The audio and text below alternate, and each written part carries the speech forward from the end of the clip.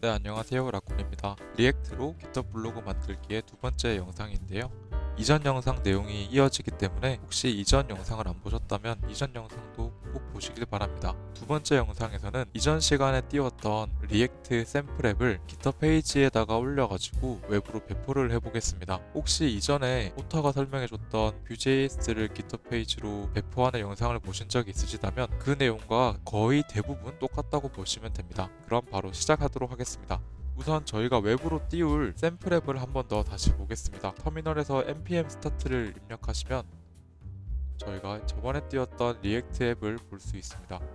잠시 기다리면 이런 웹사이트를 볼 수가 있는데요. 저희가 GitHub 페이지에다가 띄울 웹사이트입니다. 그럼 로컬에서 작업하기 전에 GitHub 레포로 잠시 이동해 보도록 하겠습니다. 이곳에서 몇 가지 세팅을 먼저 해줄 텐데요. 레포지토리의 세팅지로 이동합니다. 좌측에 보시면 페이지 탭이 있는데요. 페이지 탭에서 배포 방식에 대해서 먼저 정의를 해야 됩니다. 저희는 특정 브랜치에 특정 경로에 있는 파일을 배포하는 것으로 정하겠습니다. 브랜치에서 처음에는 none으로 되어 있을 텐데요. 이것을 특정 브랜치로 해주셔도 되고 저는 우선 메인으로 사용하도록 하겠습니다. 디폴트로는 루트가 되어 있습니다. 이 의미는 루트에다가 배포에 필요한 파일들을 넣어줘야 된다는 뜻인데요. 저희는 실제로 소스 파일도 관리해야 되기 때문에 루트 경로에다가 배포 파일을 넣는 것은 다소 지저분한 세팅이 될 겁니다. 그래서 루트가 아닌 다른 폴더를 사용을 하려고 하는데 독스밖에 없어요. 그래서 어쩔 수 없이 독스로 세이브를 합니다. 이렇게 세팅이 되었으면 메인 브랜치 내에 독스 경로에 있는 파일들을 이용해 가지고 배포를 하는데 사용한다는 뜻인데요. 결국에는 독스 경로 내에다가 배포에 필요한 파일들을 넣어줘야 된다라는 이야기가 됩니다. 그렇다면 배포에 필요한 파일이 뭘까요? 배포에 필요한 파일들을 만들기 위해서 빌드라는 작업이 필요합니다. 다시 VS 코드로 돌아와서 컨트롤 C를 이용해서 기존 작업하던 것을 종료시키고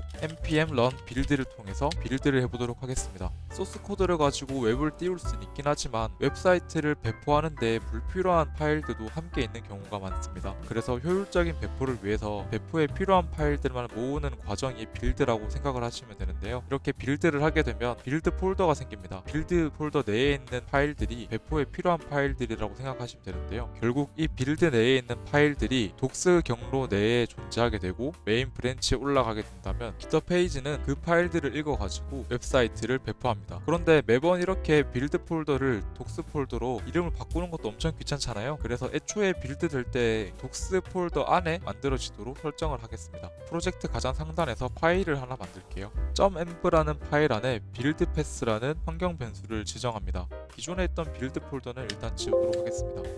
그럼 이 상태에서 다시 한 번 더 빌드를 실행합니다. 그럼 이렇게 독스 폴더 안에 파일이 만들어지는 것을 확인할 수 있습니다.